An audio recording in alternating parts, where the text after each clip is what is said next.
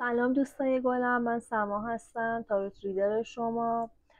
امروز میخوام براتون انرژی خوانی و تاروت خوانی داشته باشم با موضوع اینکه چی قراره پیش بیاد، یعنی کلیه در واقع. اینطوری میتونم بهتون بگم.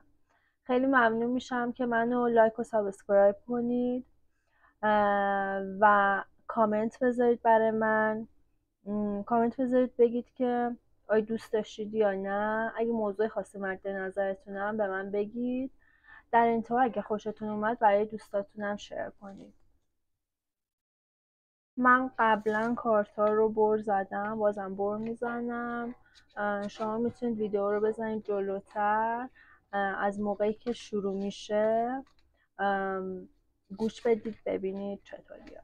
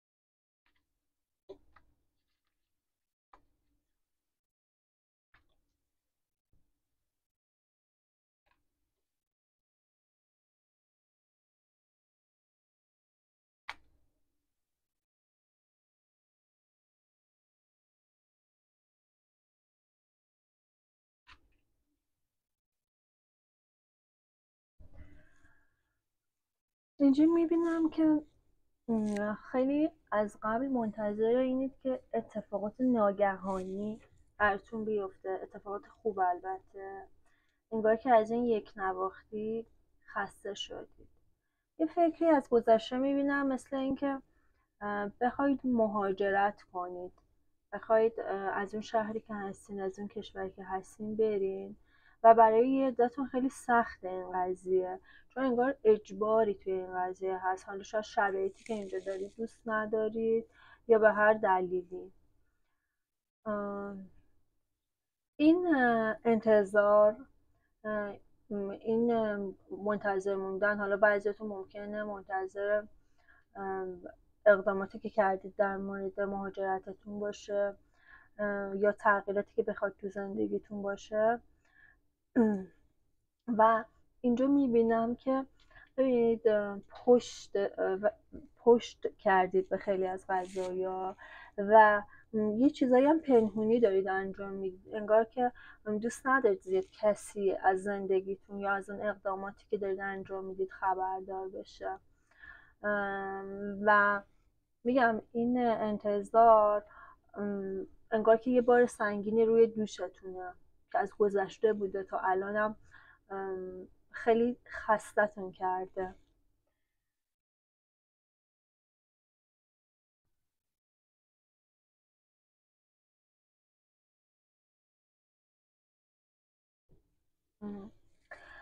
توی زمان حال میبینم که یه شکستی از قبل براتون وجود داشته. حالا برای بعضیا شکست عاطفی میتونه باشه، برای بعضیا هم شکست مالیه، یا اینکه از لحاظ مالی به اون حدی که میخواستین نرسیدین و خود اینم باعث کنارگیری شما از آدما، از موقعیت. یعنی قبلا احساس میکردیم که خیلی اجتماعی تر بودیم، ولی الان این حس رو ندارید. ترجیح میدید که دور باشید از همه.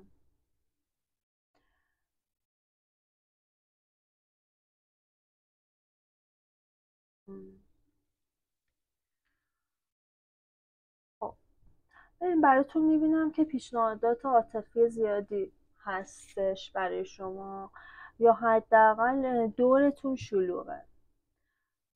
شلوغه و یه کسایی میخوام وارد زندگیتون شد، ولی خود شما افکارتون به سمت جای دیگه است، حتی نمیتونم بگم شخص دیگه. انگار دنبال اون تغییرات زندگیتون هستین. میترسید که به اون خواسته هایی که دارید، به اون استقلالی که دنبالش هستین، یه شادی که خودتون میخواد به تنهایی به دستش بیارید نرسید. برای یه عدتون میبینم که انگار که کاری رو ترک کردین و اون قسمت مالیش یا قانونیش شما رو دچار مشکل کرده، یا یه بخشی از پولتون رو بهتون ندادن. تکلیف اون پولم روشن میشه تا 5 وعده دیگه.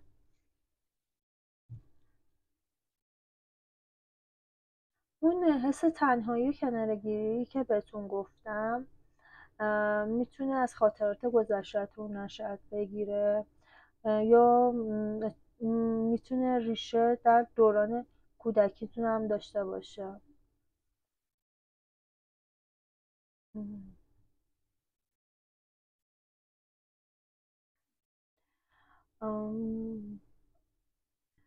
یه خبری از سمت 2 خانم، حالا خیلی هم نزدیک به شما نیستن که اصلا بگم نزدیکانشونن، ولی یه خبری مثل تصادف مثلا ممکنه بهتون برسه که این شما رو ناراحت میکنه.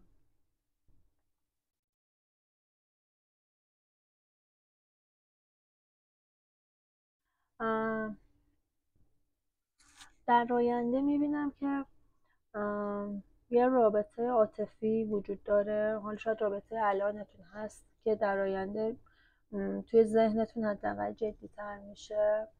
بین دوراهی گیر میکنید که آیا باید تنها باشید، برید، یا بمونید و وابسته این رابطه باشید. یه دوراهی براتون میبینم.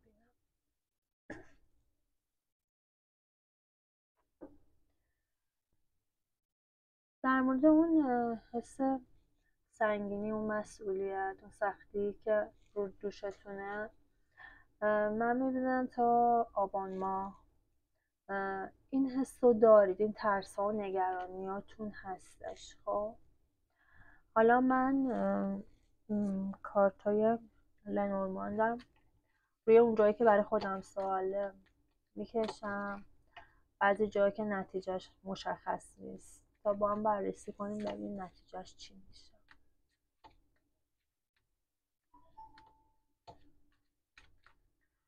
خب برای اون دست از دوستا و عزیزانی که به فکر مهاجرت و جابجایی بزرگ هستن، یا به فکر تغییرات، حتی میتونه توی در مورد زیباییشون باشه، در مورد ظاهرشون باشه، حالا میتونه این ورزش کردن باشه، کارهای زیبایی و پوست و این چیزا باشه.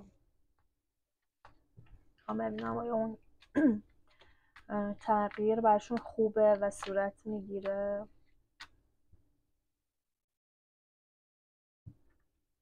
تا یه وعده دیگه میبینید اینجا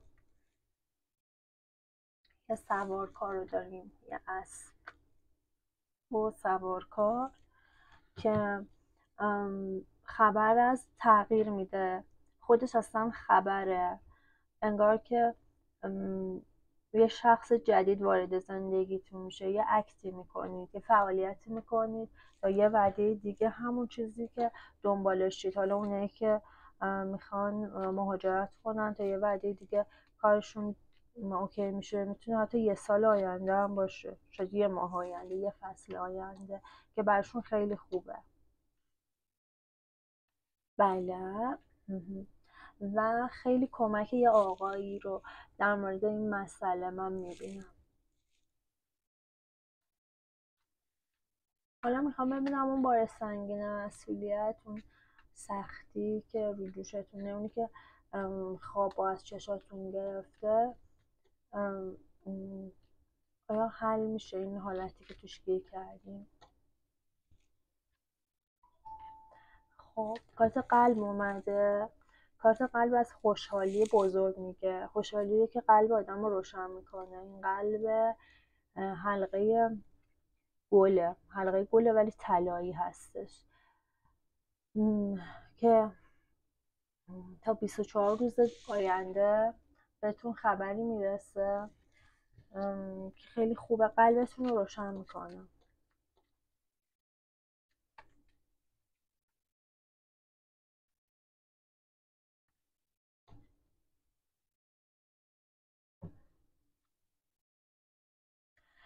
برای مسائل عاطفیتون تغییر رو میبینم تا 17 وعده دیگه، تغییراتی که خیلی چیزا رو روشن میکنه. حداقل خودتون تکلیف خودتون رو تو خیلی مسائل عاطفی روشن میکنه. خب بچه ها، انرژی خانی تاروت خانی امروز ما تموم شد. امیدوارم خوشتون اومده باشه. خیلی دوستتون دارم. خدا نگهدار.